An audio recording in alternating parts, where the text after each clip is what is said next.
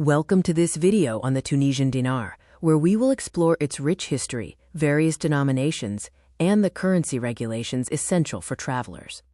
The name dinar traces back to the denarius, a silver coin used in ancient Rome's province of Africa, connecting the modern Tunisian dinar, or TND, to a deep historical root. Before the dinar, from 1891 to 1957, the French franc was the official currency. These old Tunisian coins often feature a mix of Arabic and French script. The Tunisian dinar was introduced in 1958, marking the country's independence. It was established that 1,000 old francs would equal one new Tunisian dinar. The subunit of the dinar is the millime, with 1,000 millimes equaling 1 dinar. Millimes are issued in denominations of 1 to 100, made from aluminum and brass. Dinars themselves come in denominations of half, 1, 2, and the bimetallic 5 dinar coins, serving as the primary backbone of daily Tunisian currency. Tunisian coins are rich in national symbols. The tree and wheat symbolize agricultural abundance, the ship references Carthaginian maritime history, and the lion and scales represent order, justice, and security.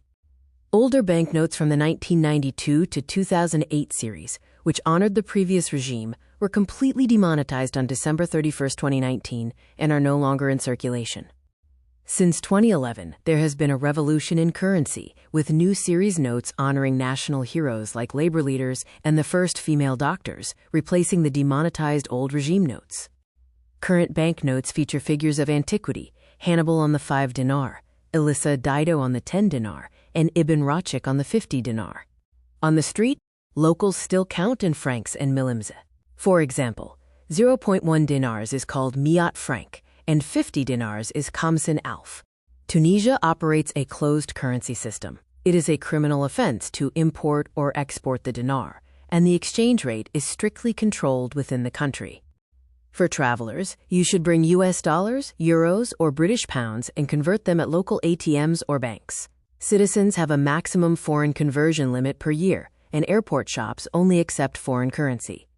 In summary, the Tunisian currency has evolved from the francs of colonialism to the faces of the early republic, and finally, to the national symbols of the present day.